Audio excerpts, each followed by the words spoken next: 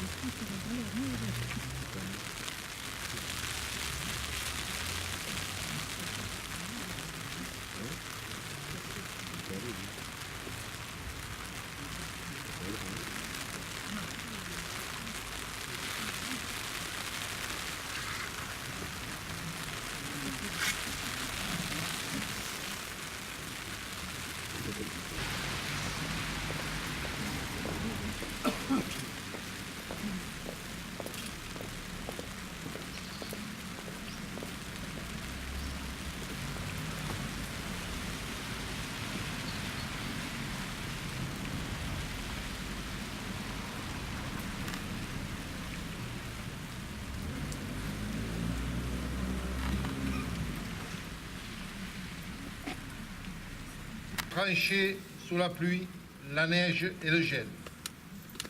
Tenir à l'arrière en supportant les restrictions de toute nature. Tenir en attendant l'arrivée des divisions américaines et la livraison des chars Renault. Les enfants comme les vieillards, les femmes comme les hommes, les forces de l'ordre comme la société civile sont des ennemis à abattre. Aujourd'hui, comme en 1917, la guerre en cours impose de tenir dans les familles pour combattre la radicalisation. La France commémore le 99e anniversaire de l'armistice du 11 novembre 1918, qui mit fin à la terrible épreuve de la Première Guerre mondiale. 52 mois de combats meurtriers, de cauchemars. Vive la République, vive la France.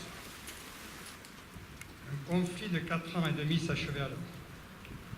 Si l'avant et l'arrière communient dans la fierté nationale, c'est aussi le temps. La Grande Guerre a profondément bouleversé les nations européennes. Les équilibres mondiaux sont durablement modifiés.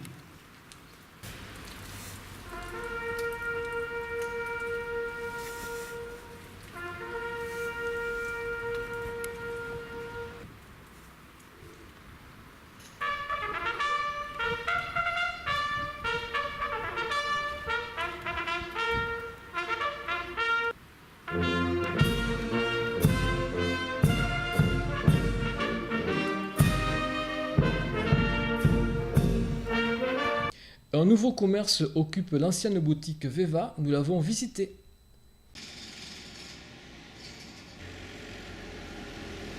Bonjour, c'est mon jour d'ouverture sur la commune d'Agetmo. Donc je vais vendre un petit peu de maroquinerie, d'accessoires mode, un petit peu de prêt-à-porter. Je souhaitais faire partie de cette jolie ville qu'est Agetmo, que je connaissais. Je viens moi-même du Lot, native du Lot, habite à Sceaux-de-Navaille et est tombée vraiment amoureuse de Agetmo et de son centre-ville qui est magnifique. Et j'espère prospérer longtemps dans cette charmante petite ville. Voilà, je vous invite à venir me rendre visite. À très bientôt. Le week-end dernier, nouveau stage de sculpture organisé par l'Amicale laïque. Une dizaine de personnes étaient présentes, certaines venant de l'autre bout de la France. Bonjour, je suis pour la première fois en stage avec Pierre Marsan. Stage très intéressant qui permet de perfectionner ou de développer ses qualités un peu ou pas.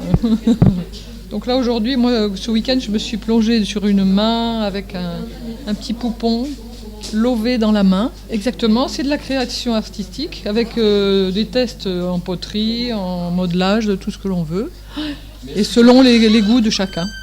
En ce qui me concerne, moi c'est petite, on allait chercher l'argile chez ma grand-mère à Sainte-Colombe et après avec les cousins et après avec les neveux, on faisait des petits objets. Et voilà, le plaisir a commencé comme ça et après un peu des bustes, mais sans grande technique. Voilà, et là maintenant une envie d'avancer un peu plus. J'en ai pas fait énormément encore, c'est pour ça que maintenant je vais venir au cours là, à l'atelier le mercredi soir, comme ça on va avancer.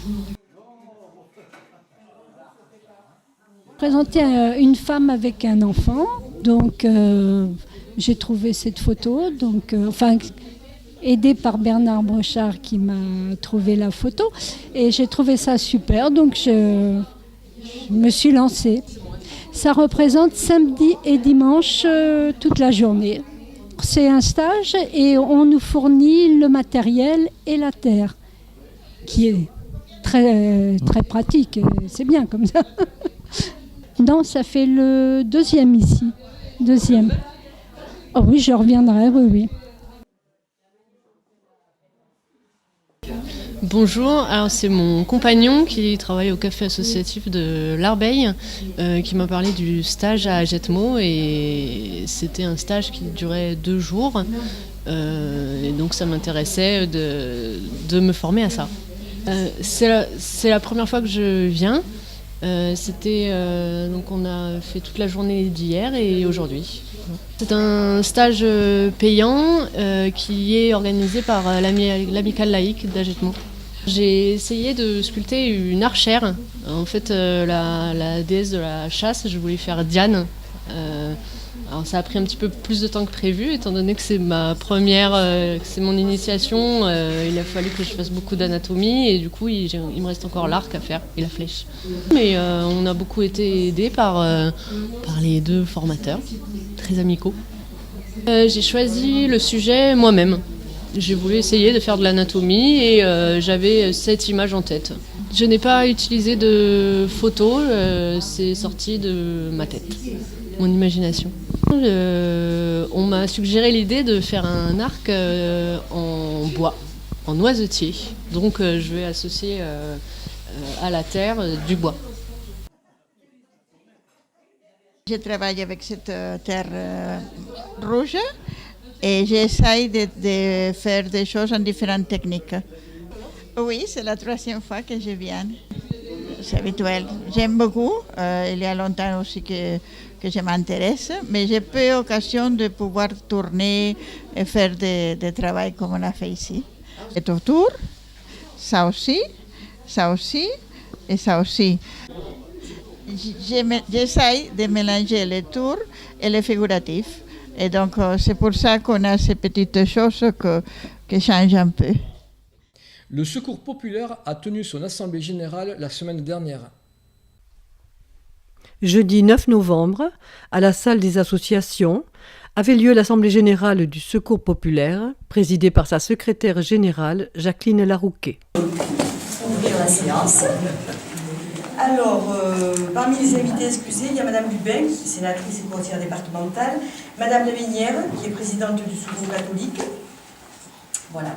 Alors, je vais remercier Monsieur Ternus, qui représente la municipalité, Madame Miranda, qui représente l'entraide, Pierre Balader, qui représente l'amicale laïque et le réseau RANA, on va en parler un petit peu aussi.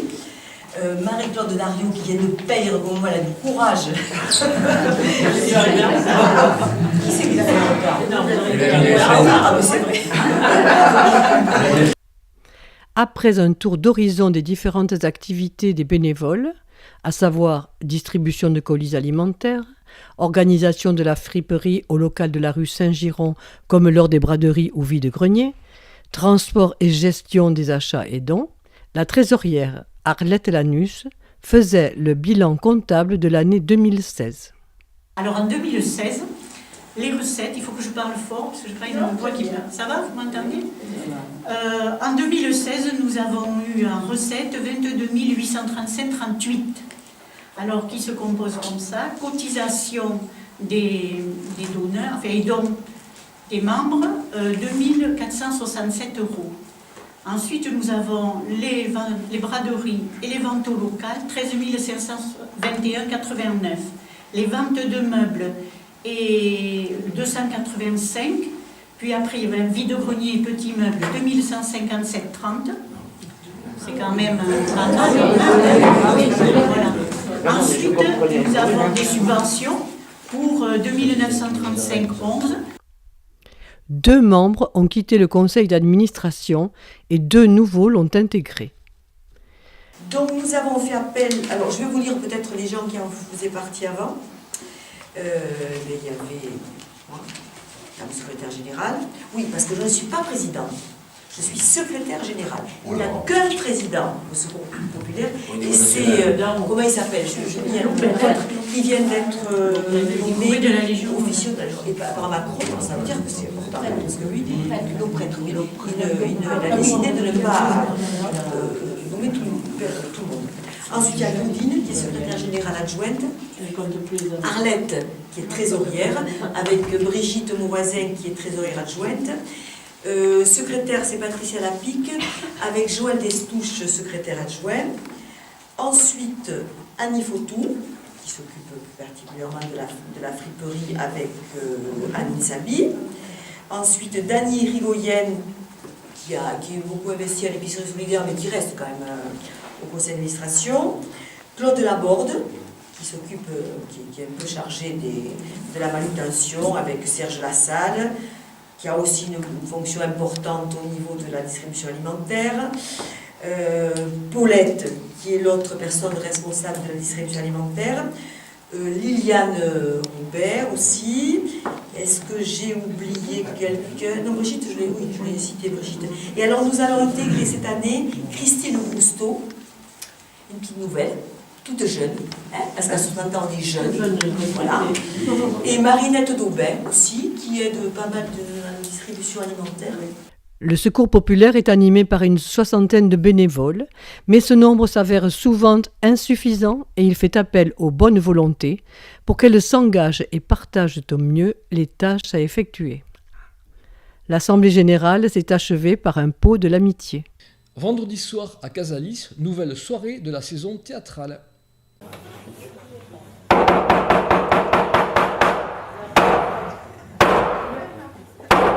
Ah non, tu diras tout ce que tu voudras, mais acheter un bout de caillou au milieu de la mer sur lequel on a posé une maison, moi, ça me dépasse. Une île pleine de mystères. Exactement. Oh mon Dieu, c'est moi qui vais devoir accueillir tout ce petit monde. Oh, vous serez gentil, capitaine, vous m'aiderez. Je ne vous lâcherai pas. Merci. Bravo, madame. Vous avez une très belle propriété, j'en suis charmé. Je ne suis que la secrétaire de Madame Onim. Ah, j'en suis charmé quand même. Madame Onim a été retenue à Londres et je crains fort qu'elle n'arrive pas avant demain. Ah bon ? Vous portez des robes du sort avec des décolletés interminables. Vous vous vautrez dans la débauche et dans l'alcool. Vous vous promenez sur les plages à moitié nus. Et tout ça pourquoi ? pour bronzer soi-disant. Un prétexte pour exhiber vos corps, rien de plus. Il est curieux que personne ne vous ait jamais proposé d'exhiber le vôtre, mademoiselle Brent. 10 petits chats mangèrent un œuf. L'un d'eux s'étouffa et il en resta 9. Ah oui, ça me dit quelque chose, hein. 9 petits chats s'endormirent trop vite. L'un d'eux succomba et il en resta 8. 8 petits chats, l'un perdit la tête. Il n'en revint pas et il en resta 7. 2 petits chats finirent fermés là. Soudain se brûla et il n'en resta qu'un. Un petit chat se sentant perdu s'est pendu là, il n'en resta plus. Ouais. Les romans policiers sont bons à lire, pas à vivre. Ce que ça peut être pot au feu, un magistrat. Moi, il m'amuse, votre Nîmes. Même s'il est fou. Même s'il a une idée derrière la tête. Tenez, je bois à sa santé.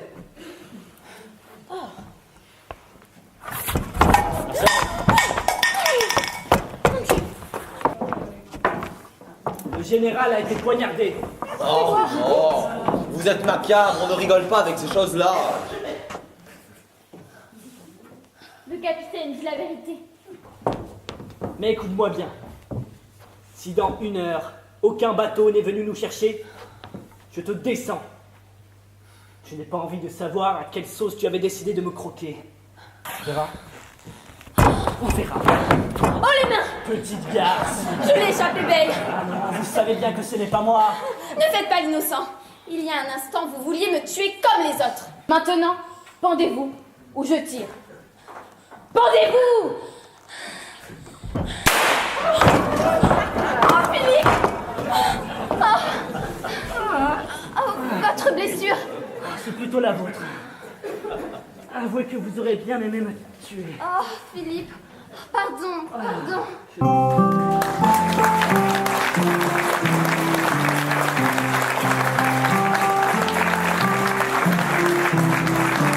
Pour sa deuxième édition, le Canicross a dû affronter le mauvais temps, mais ce fut quand même un succès.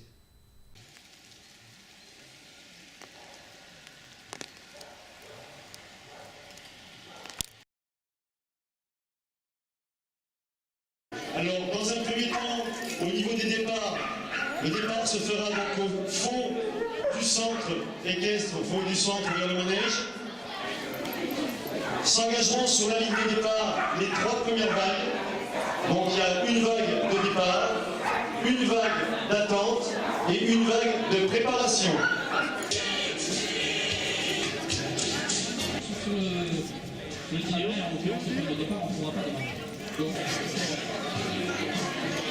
Alors aujourd'hui donc nous sommes réunis pour le deuxième Canicross des Lacs d'Alcaud au centre équestre Les Oliviers.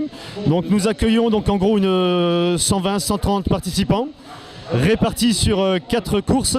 Donc la Cani trottinette, la Cani VTT, le Canicross et 2 courses enfants plus une Cani marche. Au niveau des races, on va retrouver donc une dizaine de variétés de types de races, donc en partant du nordique, en partant donc des chiens de chasse. Enfin, c'est une épreuve, une discipline qui est ouverte à toute race, qui allie à la fois donc un compétiteur et son chien dans un même effort. Le but est de courir à l'allure de son chien, de s'adapter et toujours sous le contrôle de la bonne vitesse avec son animal de compagnie. Alors pour le club, donc c'est Doggy Run 40, donc le siège social c'est sur Agetmo. Nous sommes une quinzaine donc de licenciés et nous organisons donc régulièrement des sorties hebdomadaires, en règle générale le dimanche matin ou alors des fois en semi-nocturne, donc le jeudi soir. Alors vous avez vu, on a quand même... Allez, c'est parti pour le dossard 6, à l'attaque avec le chien. Hop, hop, hop, hop, hop, chacun son tour, mon ami. Eh oui. Allez, on les applaudit.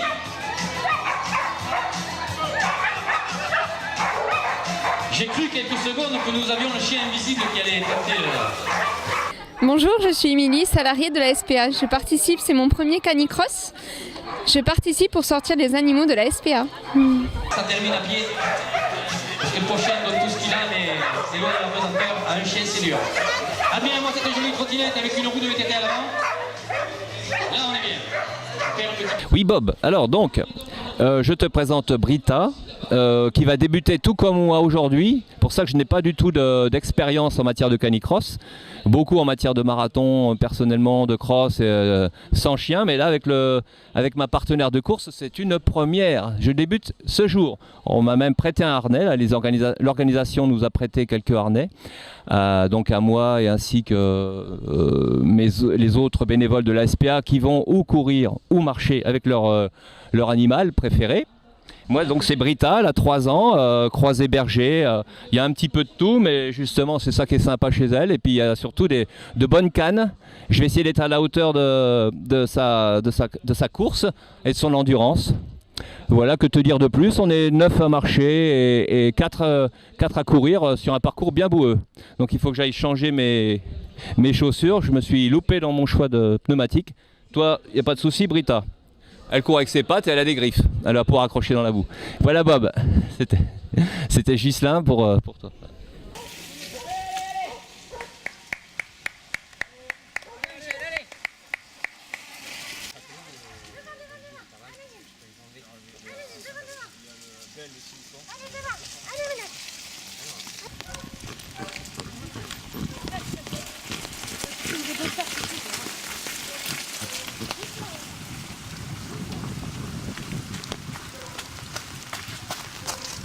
Dimanche après-midi, en préambule de la grande tombola à Orsarieux, nous avons pu découvrir le basket en fauteuil roulant. Alors je vous dis pas. Le pape. Le basket fauteuil n'a rien de différent avec le basket valide.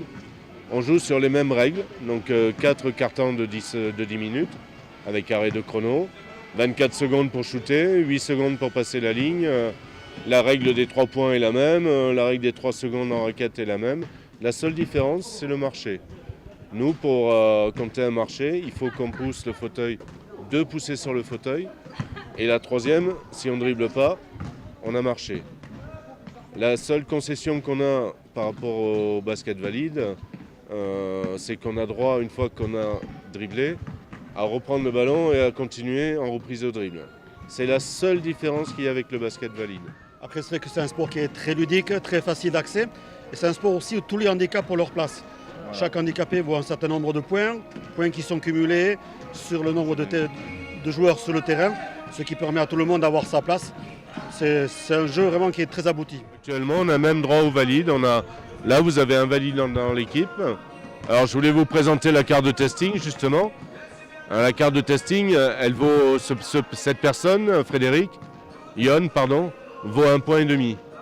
Donc ça s'échelonne de 1 point à 5 points. Le valide étant à 5 points, l'amputé est à 4 points, etc. Et plus l'handicap est lourd, plus on décote. Par contre, on est obligé de ne jamais dépasser 15 points sur le terrain. C'est-à-dire que tout le monde a sa place. Il est très protégé devant, avec un pare-choc, de façon à ce qu'on ne se fasse pas mal aux pieds. Les pieds sont à l'intérieur. Les roues sont très carrossées de façon à pivoter très vite. Les joueurs sont sanglés sur leur fauteuil, comme vous le voyez. Et à l'arrière, vous avez des roulettes anti-bascule, ce qui permet d'éviter, quand on shoot, de basculer en arrière. Voilà. Donc c'est un fauteuil qu'on ne peut utiliser qu'en basket et au rugby à 13.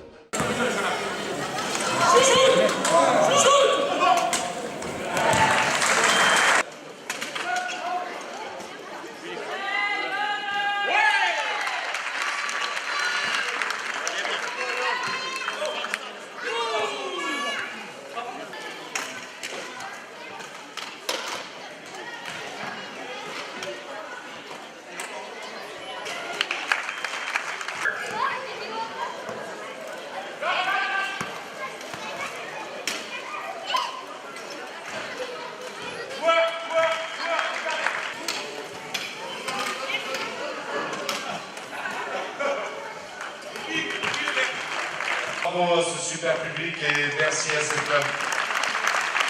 Merci de nous avoir permis de démontrer ce qu'est le basket fauteuil.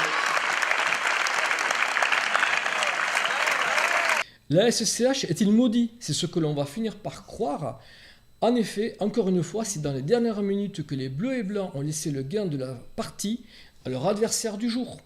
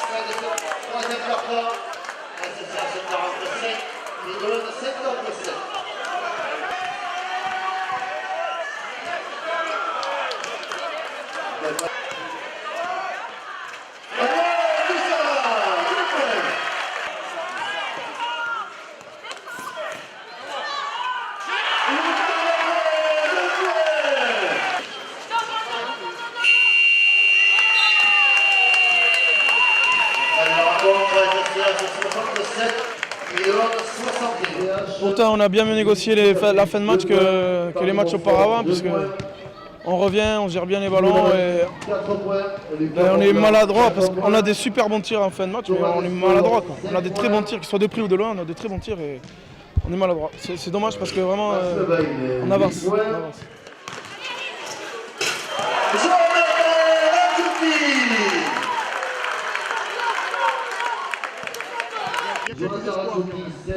Il y a quelques espoirs, mais bon, là, on se déplace à Bordeaux, ensuite on reçoit Toulouse, qui sont deux gros morceaux. Après, on peut jouer n'importe qui, mais bon, c'est vrai qu'il y a des espoirs, bien sûr.